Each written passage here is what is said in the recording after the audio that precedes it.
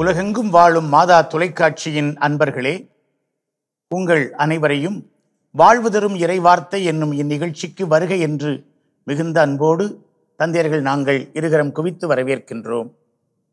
அன்புமிக்கவர்களே, இன்று ஆண்டின் பொதுக்காலம் 14ஆம் ஞாயிறு. ஆனால் இந்திய திரு அவை இந்த ஞாயிறை திருத்தூதர் தோமாவின் பெருவிழாவாக கொண்டாடுகின்றது. ஏனென்றால் ஒவ்வொரு ஆண்டும் ஜூலை மாதம் 3ஆம் தேதி திருத்தூதர் தோமாவினுடைய பெருவிழா. அவர் இந்திய நாட்டின் திருத்தூதர், நம்முடைய தமிழ் மண்ணின் திருத்தூதர். ஆகவே இன்றைக்கு ஞாயிறு வாசகங்கள் உலகமெங்கும் வாசிக்கப்பட்டாலும் நம்முடைய இந்திய திரு அவையிலே தோமாவுக்கான திருத்தூதர் பெருவிழாவுக்கான வாசகங்கள் வாசிக்கப்பட்டு இன்றைய ஞாயிறு திருப்பலி கொண்டாடப்படுகிறது. ஆகவே நாங்கள் இன்றைக்கு தோமா திருவிழாவுக்கான வாசகங்களை எடுத்துக்கொண்டு அந்த வாசகங்கள் அடிப்படையில் உங்களோடு கலந்துரையாட விரும்புகின்றோம். அன்புமிக்கவர்களே, ஆண்டவர் இயேசு ஒரு தன்னிகர் இல்லா தலைவர். அவர் தன்னுடைய பணி வாழ்வை தொடங்கிய முதல் நாளிலேயே அவர் தன்னுடைய வாரிசுகளை, தன்னுடைய அடுத்த கட்ட தலைவர்களை அவர் உருவாக்குகிறார். இளைஞர்களை தன் பக்கத்தில் வைத்து அவர்களுக்கு பயிற்சி அளிக்கிறார். 3 ஆண்டுகள் கூடவே வைத்திருந்து அவர்களை இறையாட்சி பணிக்கு தயாரிக்கிறார். அவர்களை திருத்தூதர்கள் என்று இயேசு அழைப்பதனை நற்செய்தியிலே நாம் பார்க்கின்றோம். இந்த 12 ஒருவரான தோமா, இன்றைக்கு நாம் விழா காணுகின்ற பெருவிழா காணுகின்ற இந்த திருத்தூதர் நம்முடைய இந்திய நாட்டுக்கு வந்திருக்கின்றார். அதிலும் குறிப்பாக நம்முடைய தமிழ் மண்ணிலே அவர் காலடி பதித்திருக்கிறார். அவருடைய நினைவாக இங்கு 3 சிறப்பான இடங்கள், ஆலயங்கள் இருக்கின்றன. இயேசுவோடு அவருடைய வாழ்வு குறிப்புகள் மிக குறைவாகவே நமக்கு கிடைக்கின்றன. ஆனால் போதுமான தகவல்களை, போதுமான படிப்பினைகளை தருகின்றன, இல்லையா தந்தை அவர்களே? நம்முடைய இந்திய தேசத்தின் திருத்தூதர் புனித தோமாவை இன்று சிறப்பிக்கின்றோம். இதை நாம் பெருமை கொள்கின்றோம். ஏனென்றால் நம்முடைய நம்பிக்கை வாழ்வுக்கு அடித்தளமிட்ட புனிதர்கள், பெரியவர்கள், முன்னோர்கள், இவர்களிலே முதன்மையிடம் பெறுபவர் புனித தோமா என்பதில் மாற்று கருத்து இருக்க முடியாது. ஏனென்றால் பாரம்பரியத்திலே புனித தோமா இந்தியாவுக்கு கிபி 52 வாக்கிலே வந்து 72 போல, எல்லாம் திட்டவட்டமாக சொல்ல முடியாவிட்டாலும் சுமார் என்று சொல்லலாம், அந்த ஆண்டிலே அவர் தன்னுடைய இன்னுயிரை இயேசுவுக்காக புனித தோமா மலையிலே கொடுத்து இயேசுவுக்கு சான்று பகர்ந்தார் என்று பாரம்பரியத்திலே நாம் கருதி வருகின்றோம். இன்று நாம் இந்தியாவிலே பல புனிதர்களை பெற்றிருக்கின்றோம். குறிப்பாக அதிகமாக புனிதரை பெற்றிருக்கின்ற கேரள மாநிலம் சரி, அண்மையில் ஒரு புனிதரை பெற்ற தமிழகமும் சரி மகிழ்ச்சி அடைகிறது. என்றால் அன்று தெர்த்துலியன் சொன்ன வார்த்தைகள் தான், மறைசாட்சிகளின் இரத்தம்தான் நம்பிக்கை வாழ்வினுடைய வித்தாக மாறி இருக்கின்றது. எனவே இந்த திருத்தூதர் இன்றைய புனிதர்களுக்கு வழிவகுத்திருக்கின்றார். புனிதர்கள் என்று சொல்லும் பொழுது இந்த புனிதர் பட்டத்திற்கு உட்படுத்தப்பட்ட ஒரு சிலர் மட்டும்தான் அல்ல. திரு விவிலியமும் சரி, 2ஆம் வத்திக்கான் சங்கமும் சொல்வது போல நாம் எல்லோருமே அந்த புனிதத்துக்கு அழைக்கப்பட்டிருக்கின்றோம். இந்த புனித வாழ்வுக்கு நமக்கு அடித்தளமிட்டவர் புனித தோமா என்பதை மாற்று கருத்தை இருக்க முடியாது என்று மீண்டும் நான் வலியுறுத்தி உணர்ந்து சொல்லுகின்றேன். தோமா கலிலேயா பகுதியில் மீன் பிடித்துக் கொண்டிருந்தவர் என்பது எல்லாருக்கும் தெரியும். திதும் என்னும் தோமா என்னும் பொருள்படும். அந்த திருத்தூதர்கள் அல்லது அந்த காலத்தில் இருக்கும் 2 பெயர் இருக்கும். ஒன்று எபிரேய பெயர், இன்னொன்று கிரேக்க பெயர். உதாரணத்துக்கு கேஃபா என்பது எபிரேய பெயர், அதனுடைய கிரேக்க பெயர் பேதுரு என்று சொல்லுவார்கள். அதே போல திதிம், தோமா என்பது எபிரேய பெயர், திதிம் என்பது கிரேக்க பெயர், ட்வின், இரட்டை பிள்ளை என்று சொல்வார்கள். அதை பற்றி பேசும் பொழுது இன்னும் நமக்கு ஆழமாக தோமா எப்படிப்பட்டவர் என்பதை இந்த வசனங்களே நமக்கு சுட்டி காட்டும். நீங்க சொன்ன மாதிரி தரவுகள் கம்மியா இருந்தாலும் ஒரு வார்த்தை கடுகு சிறுத்தாலும் காரம் குறையாது. தோமா தான் முதல் முறையாக ஆண்டவரே, என் தேவனே என்று சொன்ன அற்புதமான ஒரு மனிதர். My Lord Yahweh, my Lord Elohim அப்படின்னு சொல்லிட்டு அழகாக ஆண்டவரை யார் என்று அவர் அறிந்து கொண்டு அதை நமக்கும் தெரிவித்து, இவர் தான் ஆண்டவர், இவரை தவிர வேறு யாரும் இல்லை என்பதை ஆணித்தரமாக சொன்ன ஒரு அற்புதமான மனிதர், புனிதர், நமக்கெல்லாம் வாழ்க்கை வழிகாட்டி. மார்க் 3:14 தம்மோடு இருக்கவும் நற்செய்தியை பறைசாற்றவும் பேய்களை ஓட்டவும் அதிகாரம் கொண்டு அவர்களை நியமிக்கின்றார் என்று. இந்த 3மே நிறைவு செய்கின்றார் புனித தோமா. இயேசுவோடு இருந்தவர், இயேசுவை அறிந்தவர், நீ சொன்ன மாதிரி இயேசுவை தூது உரைத்து அறிவித்தவர். இந்தியாவில் நாம் எல்லாம் கிறிஸ்தவர்களாக இருப்பதற்கு அது ஒரு முக்கியமான காரணம். பேய்களை ஓட்ட அதிகாரம் கொண்டார். தீய சக்திகள், இறை அரசுக்கு எதிராக இருக்கிற எல்லா சக்திகளையும் போக்குகின்ற அந்த திருத்தூது பணியும் நம்முடைய மண்ணிலே அவர் செய்திருக்கின்றார். இவ்வாறு நாம் புனித தோமாவை திருத்தூதர் ஒருவராக பார்க்கின்றோம்.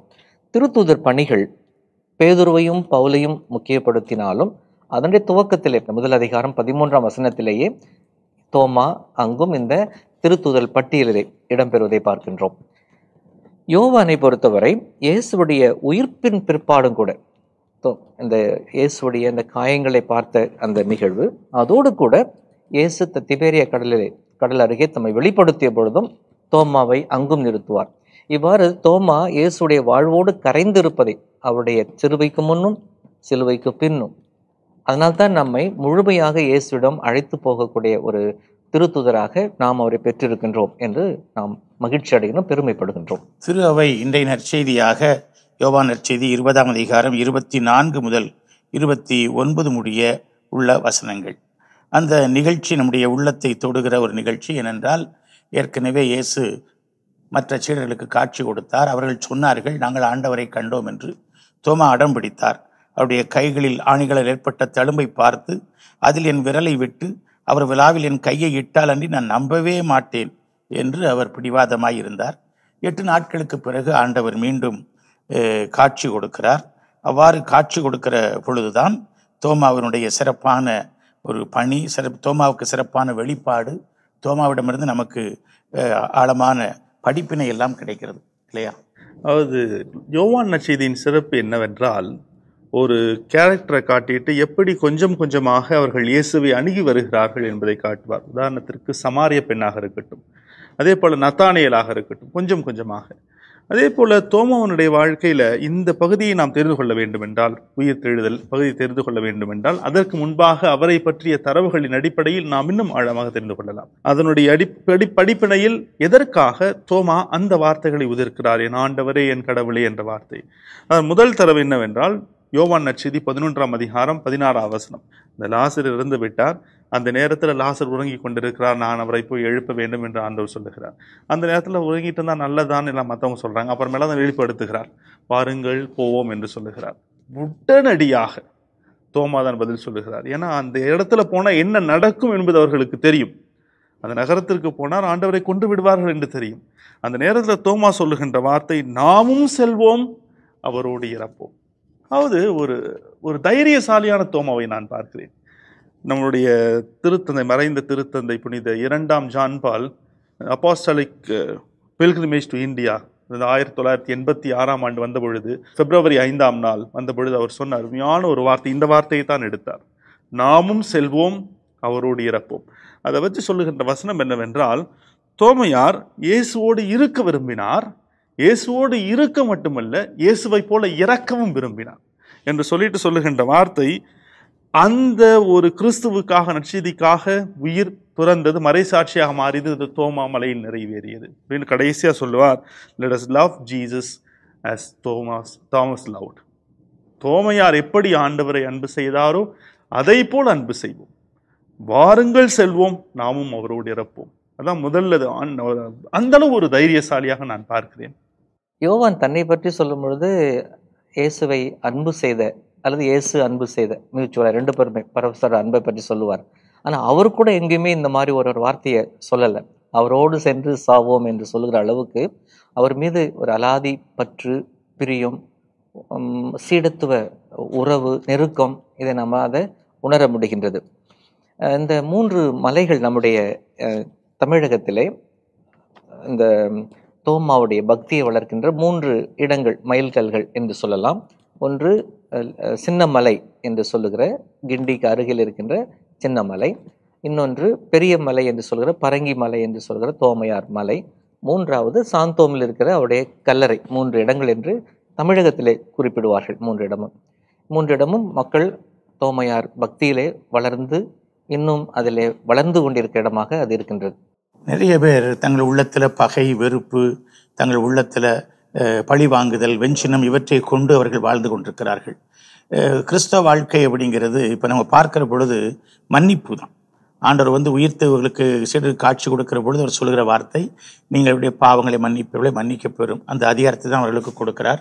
தோமாவிடத்திலையும் அவர் தன் காயங்களை காட்டுகிறார். காயங்களை காட்டி அதை வந்து மன்னிக்கும் ஆயுதமாக அவர் மாற்றி விடுகிறார். காயங்களை தியாகங்களாக மாற்றி விடுகிறார். தழும்பு அங்கே வந்து ஒரு அடையாளமாக, அன்பின் அடையாளமாக மாறிப்போய் விடுகிறது. அங்குதான் அவருடைய அந்த மறைசாட்சி தன்மையினுடைய தன்மை விளங்குகிறது. இந்த மன்னிப்பையும் அன்பையும் யார் இன்றைக்கு வாழ்ந்து காட்டுகிறார்களோ அவர்கள்தான் புதிய மறைசாட்சிகள். இயேசுவின் வழி மறைசாட்சிகள், தோமா வழி மறைசாட்சிகள், தேவசகாயம் பிள்ளை வழி மறைசாட்சிகள் இன்னும் நாம் சொல்லலாம். தோமா வேற எதையாவது கேட்டிருந்திருக்கலாம். வேற ஏதாவது கேட்டிருந்தா கூட ஆண்டவர் நிச்சயமா செய்திருப்பார்.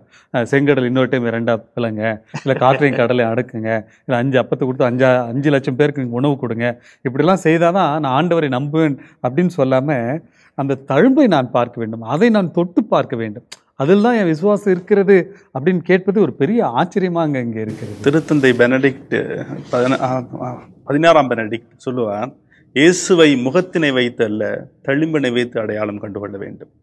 இன்னும் திருத்தந்தை பிரான்சிஸ் சொல்றப்ப, நம்மிடம் தோமா கேட்பது என்ன? டு என்டர் ஹிஸ் வூண்ட்ஸ், அவருடைய காயங்களுக்குள்ளாக நாம் நுழைய வேண்டும் அப்படின்வாரு.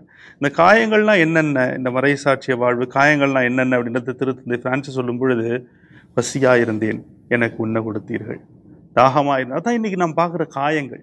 அந்த காயங்களுக்கு மருந்து நான் தான், அந்த இயேசுனுடைய காயங்களுக்கு மருந்து நான் தான். அதான் தோமையார் அந்த காயங்களை பார்த்து தொட்டாரா என்னன்னு தெரியல, ஆனால் அந்த வார்த்தையே ஆண்டவர் எப்படிப்பட்ட அன்பினை அவருக்கு கொடுத்தார் என்பதை உணர்ந்தார். அந்த காயங்களுக்காக இங்கே வந்தார். அந்த தழும்பினுடைய அடையாளத்தை நம்முடைய மண்ணில் விட்டு சென்றிருக்கிறார். தோமாவுடைய வாழ்வே அப்படித்தான் இருந்தது. வாங்கள் நாம அவரோட போவோம் இறப்போம் சொன்னதை அவர் நிறைவேற்றி காட்டினார். அப்போ அவரோடு போவோம் என்று சொன்னால் இந்தியாவுக்கு வரும் பொழுது அவர் இயேசுவோடு வந்தார். அவரோடு போய் இறப்போம் சொன்னார். அவர் இறந்தது இந்தியாவில்னாக்கா இயேசுவோடு வந்து இந்தியாவில் இறந்திருக்கிறார். அப்போ இயேசுவை கொண்டு வந்து நமக்கு கொடுத்திருக்கிறார். அப்போ இந்த சீடத்துவம், நீங்கள் சொன்ன மாதிரி இந்த மறைசாட்சிய வாழ்வு என்பது அதற்கு ஒரு அருமையான உந்துதலாக தூண்டுதலாக பார்க்கின்றோம். அதில் தோமையார்கிட்ட வந்து பெரிய இந்த பட்டியல் போட்டு விண்ணப்பங்கள் வைக்கிற அந்த அதிகமான பழக்கம் இல்லை. என்னுடைய குறைந்த அனுபவத்தில் நான் இருக்கலாம், அது கொஞ்சம் அங்கங்கே இருக்கலாம், தோமையார் மலைக்கு போயிட்டு வேண்டிட்டு வரலாம் அப்படிலாம் சொல்லுவாங்க. ஆனால் முக்கியமாக தோமையார்கிட்ட வரும்பொழுது இந்த ஒரு பக்தி பரவசத்தை விட சீடத்துவ அனுபவத்தோடு மக்கள் தேடி வருவதை நான் அங்கே பார்க்க முடிகிறது. தோமா பார்வையற்றவர்களின் பாதுகாவலர், ஆன்மீக பார்வையற்றவர்களுக்கும் சரி. இன்னொன்று சிறப்பான, தோமா கட்டிடக்கலைகளின் பாதுகாவலரும் கூட. அதற்கு ஒரு அருமையான ஒரு பாரம்பரியத்தில் ஒரு கதை ஒன்று சொல்லுவாங்க. அது என்ன கதை தந்தையவர்களுக்கு நல்லா தெரிஞ்சிருக்கும். அதாவது தோமையார் இந்தியா வந்த பொழுது கொண்டபோரி என்ற அரசன் வட இந்தியாவை ஆண்டு கொண்டிருந்தான். அவன் வந்தவொடனே ஒரு மாளிகை கட்டுவதற்காக தோமையாரை பணித்தான். தோமையார் என்ன பண்ணார்? இயேசுனுடைய சீடர் அல்லவா, அந்த பணத்தை எல்லாம் விற்று ஏழைகளுக்கு கொடுத்தார். எல்லாம் ஏழைகளுக்கு கொடுத்துட்டாரு. இவர் கம்ப்ளைண்ட் போகுது அரசருக்கு, என்ன மாளிகை கட்டலை அப்படின்னு. அரசன் வந்து பார்க்குறப்ப, இங்கே மாளிகை அப்படின்றப்ப, இப்போ நீங்கள் பார்க்க மாட்டீங்க, இறந்த பிறகு அந்த மாளிகை காண்பீர்கள் அப்படின்வாங்க. உடனே ஜெயிலில் அடைச்சிட்றான். அதோட கதை முடியறதில்லை.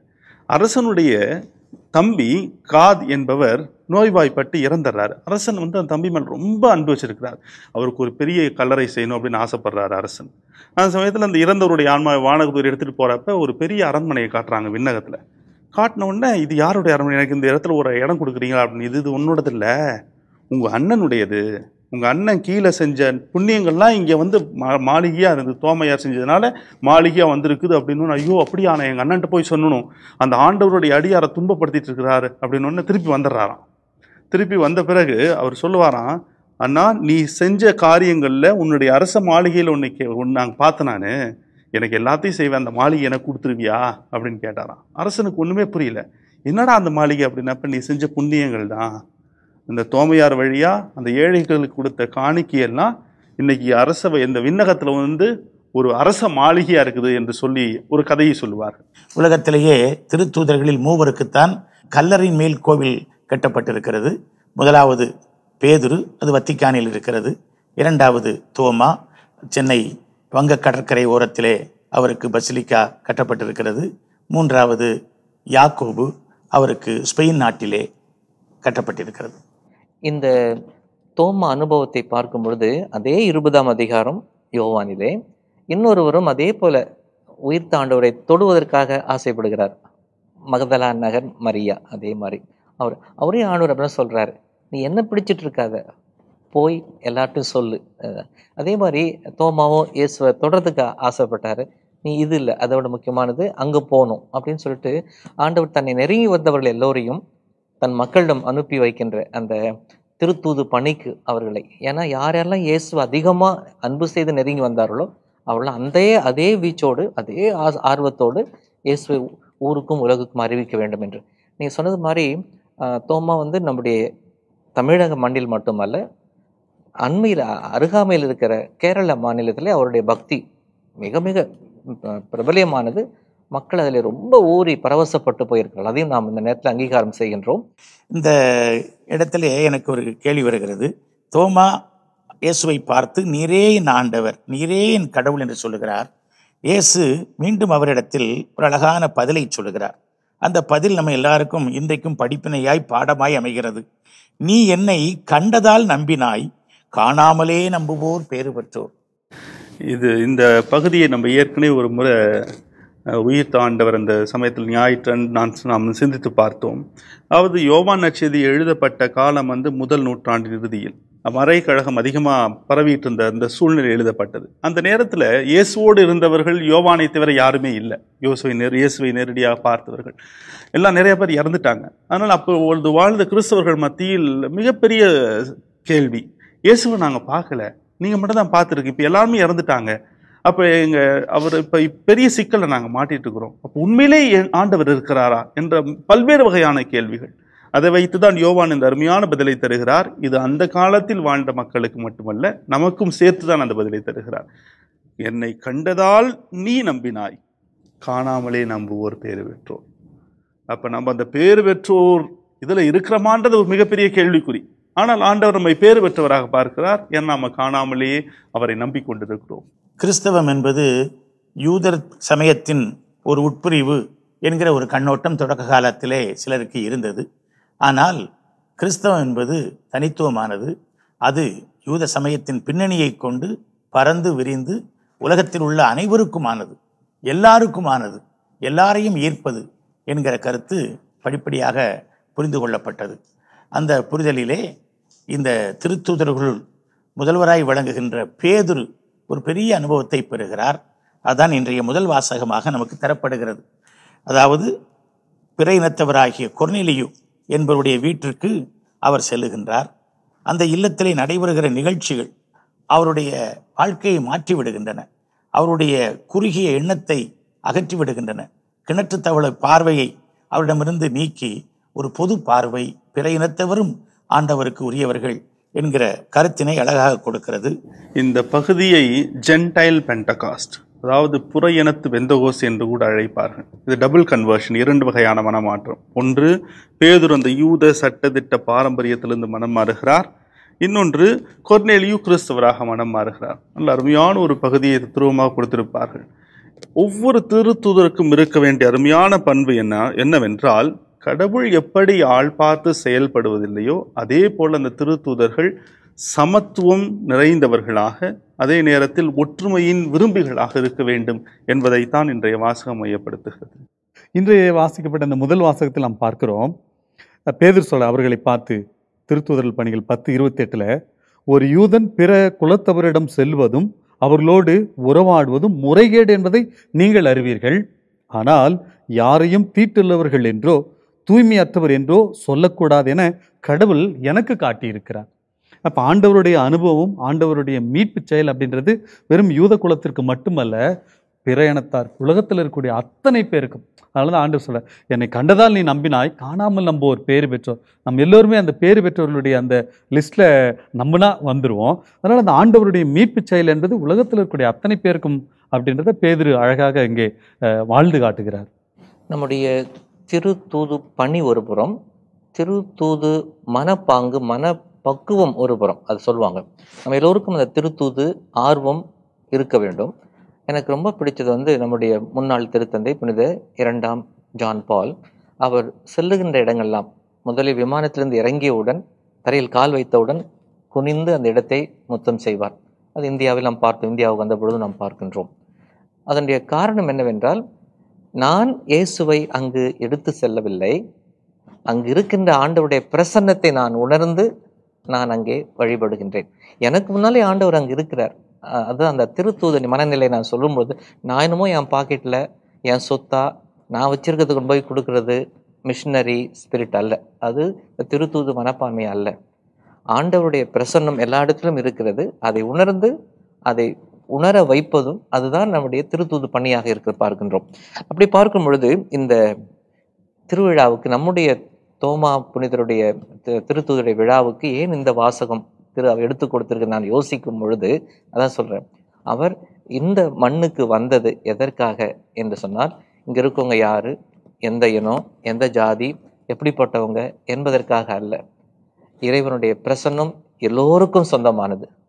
அதை நாம் உணர வைப்பதற்காக அவர் வருகின்றார்.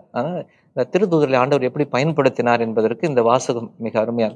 இன்றைய இந்திய சமூகத்திலே ஒவ்வொரு நாட்டுக்கும் பல பல குறைபாடுகள் இருக்கலாம். நம்முடைய இந்திய மண்ணினுடைய மிகப்பெரிய குறைபாடு இந்த கூறு போட்டு பிரித்து வாழுகின்ற ஒரு நிலை, பிரிந்து வாழுகின்ற நிலை, பிரித்து வாழ்கிற நிலை. அதான் ஒரு குருவானவர் தன்னுடைய குருத்துவத்துக்கு சொன்னார், உடைத்து உடைந்து வாழ அப்படின்னு சொல்லிட்டு. அதுக்கு ஒருத்தர் பதில் சொல்லும் போது தான், நம்ம பிரிந்து வாழ்ந்து கொண்டிருக்கிறோம், அங்கே இது மாதிரி உடைத்து உடைந்து வாழ ஆட்கள் வேண்டும் என்று அதற்கு பதில் கொடுத்த இன்னொரு குருவானவருடைய முதல் திருப்பலியிலே சொன்னார். எனக்கு ரொம்ப பிடித்தமா இருந்தது. இன்றைய சூழலை பிரிந்து வாழ்கிற இந்திய சூழலுக்கு, இந்திய நாட்டுக்கு திருத்தூதர் தோமாவை அனுப்பி வைத்தார். நம்முடைய திருத்தந்தை 16ஆம் பெனடிக்ட், எனக்கு இன்னும் நாளெல்லாம் ஞாபகம் இருக்கு. 2006 செப்டம்பர் 27 ஒரு மறைவுரை கொடுத்தார். அந்த மறையை நம்ம படிச்சேனாக்கா அது தோமா பற்றி எழுந்தோடனே எனக்கு ரொம்ப சந்தோஷம். தோமா பற்றி சொன்னோடனே எனக்கு, நான் அங்கே இருந்ததா பணி செய்தால் மட்டும் அல்ல, ரோமைக்கு சென்ற பொழுது கூட ரோமையிலே நம்முடைய புனித தோமாவை அவ்வளவு நினைவு கூறுவதில்லை. அவர்கள் இறையியலாளர் அக்வினா தோமா முக்கியத்துவம் பெறுவதால் இந்த தோமாவை பற்றி அவ்வளவு நினைப்பதில்லை. புனித பேதுரு பேராலயத்திலே ஒரு பக்கத்திலே, இடதுபுற பக்கத்துல இந்த தோமாவுடைய படம் பார்த்தோன்னே ரொம்ப சந்தோஷமா இருந்துச்சு. ஏன்னா அதுதான் நான் சொல்ல, நம்முடைய மண்ணின் திருத்தூதர் என்ற ஒரு மகிழ்ச்சியை நான் பார்க்கிறேன். அப்போ இந்த நம்முடைய திருத்தந்தை பெனடிக்ட் 16ஆம் பெனடிக்ட் அன்னைக்கு சொல்றாரு, நீங்க சொன்னதான் திருப்பி சொல்ல ஆசைப்படுறேன். இன்றைக்கு தோமா நமக்கு சொல்வதெல்லாம் இயேசுவை அவருடைய முகத்தில் அடையாளப்படுத்தி பார்க்க முடியாது, அவருடைய காயங்களில் தான் அவரை அடையாளப்படுத்தி பார்க்க முடியும் என்ற செய்தியை நமக்கு சொல்கிறார் இந்திய மக்களுக்கு. அப்படி நான் எடுத்துக்கிறேன் அவருடைய வார்த்தையிலிருந்து. அப்போ இன்றைக்கு இந்தியாவில் காயப்பட்டு போயிருக்கின்ற இந்த சமூகம், பிரிந்து கிடக்கின்ற, உடைந்து கிடக்கின்ற நம்முடைய திரு அவையில் கூட எவ்வளவோ புறையோடி போச்சு இந்த இது. ஏன்னா சமூகத்திலும் நாம் விலகி வாழ முடியாது. கோவிலில் வேணால் கிறிஸ்துவனாக இருப்போம், கோவில் விட்ட வெளியே வந்தவனும் இந்தியனாக இருந்தாகணும். அப்போ இந்தியாவுடைய சமூக சூழல்கள் நம்ம நிச்சயமாக பாதிக்கின்றன. இதில் தான் நம்முடைய போராட்டமே இருக்கிறது. இது வாழ்வதற்கு இந்த மக்களுடைய காயங்களிலே, சமூகத்தின் காயங்களிலே, பிரிவினைகளிலே, பிளவுகளிலே, அதனுடைய பாதிப்புகளிலே இயேசுவை காண்பதற்கு புனித தோமா நம்முடைய இந்திய மக்களுக்கு ஒரு அழைப்பு கொடுக்கிறார் என்று நான் உணர்கின்றேன். ஒரு மனிதராக நாம் ஒரு குறிப்பிட்ட சூழலிலே பிறக்கின்றோம்.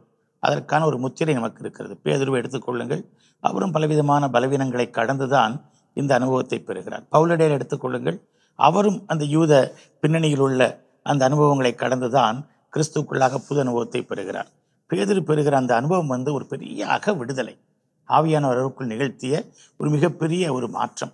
அந்த அக விடுதலையை திருச்சபையில குறிப்பாக தோமாவை போன்று நற்செய்தி பணி ஆற்றுகிறவர்கள் பெற்றுக்கொள்ளுதல் வேண்டும். இன்றைய 2ஆம் வாசகம் எபேசியருக்கு எழுதிய திருமுகம் 2ஆம் அதிகாரத்திலிருந்து எடுத்தாளப்பட்டிருக்கிறது. அது தெள்ளந்தெளிவாக நமக்கு இந்த கருத்தினை சொல்லுகிறது. இனி நீங்கள் அந்நியர் அல்ல, வேறு நாட்டினரும் அல்ல, இறைமக்கள் சமுதாயத்தின் உடன்குடி மக்கள், கடவுளின் குடும்பத்தைச் சேர்ந்தவர்கள். அதாவது தந்தை அவர்கள் சொன்ன கருத்துக்கு அதற்கு இணையான ஒரு கருத்தான் இன்னைக்கு வாசிக்கப்பட்ட 2வது வாசகம். அது இந்த இந்திய திரு அவை எவ்வளவு, நம்ம தமிழக திரு அவை, நம்ம தோமாவை பற்றி பெருமையாக பேசுகிறோம். தோமா வந்தார், அவர் எதை செய்தார் அதை செய்தார், நம்ம பெருமைப்படுத்தி கொள்வதல்ல அந்த பெருவிழாவினுடைய அர்த்தம். தோமா வாழ்ந்த வாழ்க்கை நம்முடைய வாழ்வாக மாற்ற வேண்டும். அவருடைய வார்த்தைகள், அவருடைய போதனைகள், அவருடைய மறைசாட்சி பணி, இது எல்லாம் நம்முடைய வாழ்க்கையாக மாற வேண்டும். அப்படி இருந்துச்சுன்னா இந்த பிரிவுகள் எதுவுமே தேவையில்லை. அப்பொழுதுதான் நாம் இறை மக்கள் சமுதாயத்தின் உடன்குடிமக்களாக இருக்க முடியும். இல்லைனா அந்நியர்களாகத்தான் இருப்போம், இல்லைனா வேற்றினத்தவர்களாகத்தான் இருப்போம். அதைத்தான் பவுலடிகளார் இந்த எபேசியருக்கு எழுதிய திருமுகத்தில் ஒரு அருமையான உருவகத்தை கொடுக்கிறார். அதாவது கட்டடம், அதனுடைய உறைவிடம், அதே நேரத்தில் மூளைக்கல் கிறிஸ்து, திருத்தூதர்கள், அடித்தளம் இறைவாக்கினர்கள், இதெல்லாம் உருவகமாக கொடுத்து கடைசியில் சொல்ற வார்த்தை, இறைவன் கற்களால் கட்டப்பட்ட கட்டிடத்தில் அல்ல, மாறாக இறை மக்களின் இதயங்களில் வாழ்பவராக இருக்கிறார். அதனால்தான் இறை சமூகம் என்பதனுடைய அடையாளம். அப்ப தோமாவுடைய படிப்பினைகள் நம்முடைய வாழ்வாக மாறும் பொழுது அது இந்த வாழ்க்கையில வெளிப்படும். அதைத்தான் நம்முடைய மறை சாட்சி அனுபவம், தோமா வாழ்ந்த படிப்பினைகள் நம்முடைய வாழ்வாக என்று மாற வேண்டும். இந்த எபேசியர் 2:19-22 தான் எல்லா திருத்தூதருடைய விழாக்களிலும் வாசகமாக, நிரந்தர வாசகமாக கொடுக்கப்பட்டிருக்கு. ஆனால் இதை இன்று நாம் வாசிப்பது மிக பொருத்தமாக பார்க்க, நீங்க ஏற்கனவே சொன்னது போல அவர் கட்டிட கலைஞர்களுக்கும் கட்டிட தொழிலாளிகளுக்கும் பாதுகாவலர். ஆனால் வழக்கமாக ஒரு ஈட்டியோடு அவர் நின்றாலும் அவருடைய உருவத்திலே அவர் கொடுக்கப்படுகிற அடையாளம் இந்த மட்டம், அந்த கொத்தனார்லாம் பயன்படுத்துகிற அந்த தொழில் மட்டம், அது அந்த கருவி அதை பயன்படுத்துகிறார். அவர் கட்டிடங்களுக்கு அவர் கட்டி எழுப்புவது இந்த வாசகம் தான் சொல்றார். பவுலடியார் எபேசியரில் தான் திரு அவையை பல உருவகங்கள் வழி, அங்கே சொன்ன மாதிரி தோட்டமாக கருதுவார், இன்னொரு இடத்துல ஒரு உடலாக கருதுவார், இங்கே ஒரு கட்டிடமாக கருதுவார். இந்த அழகான பேரடைம்ஸ் என்று சொல்லுவோம் ஆங்கிலத்தில், ரொம்ப அதுக்கு பெயர் போனது இந்த எபேசியர் திருமுகம். அதில் இந்த கட்டடத்தில் இந்த திருத்தூதர்கள் எல்லாருமே ஒரு பங்களிக்கிறார்கள், நம்ம கட்டி எழுப்புகிறார்கள். அது தோமா மட்டுமல்ல, எல்லா திருத்தூதரும், நம்முடைய தோமா குறிப்பாக செய்திருக்கிறார். இன்று நாம் கட்டி எழுப்பப்பட வேண்டும், திரு அவை மீண்டும் கட்டி எழுப்பப்படுவதற்கு இந்த திருவிழா ஒரு உத்வேகமாக, உற்சாகமாக அமைகின்றது. திருத்தூதர் தோமா பெருவிழா நல்வாழ்த்துக்களை உங்களுக்கு தெரிவித்துக் கொள்வதிலே மட்டில்லா மகிழ்ச்சி அடைகின்றோம். திருத்தூதர் தோமா நம்முடைய இந்திய நாட்டின் திருத்தூதர், நம்முடைய தமிழ்நாட்டின் திருத்தூதர். அது நமக்கெல்லாம் உண்மையிலேயே பெருமை. 2000 ஆண்டுகளாக கிறிஸ்தவம் இங்கே இருக்கிறது. ஆனால் கிறிஸ்தவர்கள் எவ்வளவு பேர் உண்மைய கிறிஸ்தவர்களாக இருக்கிறார்கள், தூய ஆவியின் கோவிலாக வளர்ந்திருக்கிறார்கள், திருத்தூதரை அடித்தளமாக கொண்டு உயர்ந்த கட்டிடமாக அவர்கள் சார்ந்து பகிர்கிறார்கள் என்பதெல்லாம் கேள்வி. நாம் தொடர்ந்து தோமாவைப் போல உயிர்த்த கிறிஸ்துவின் காயங்களில் அவரை நாம் கண்டுகொள்வோம். உயிர்த்த கிறிஸ்துவை நாம் மறைசாட்சியாய் நம்முடைய மன்னிப்பு, அன்பு, சாட்சிய வாழ்விலே நாம் பறைசாற்றுவோம். அன்புமிக்கவர்களே, இத்துடன் வாழ்வு தரும் இறை வார்த்தை என்னும் இந்நிகழ்ச்சி நிறைவுக்கு வருகிறது.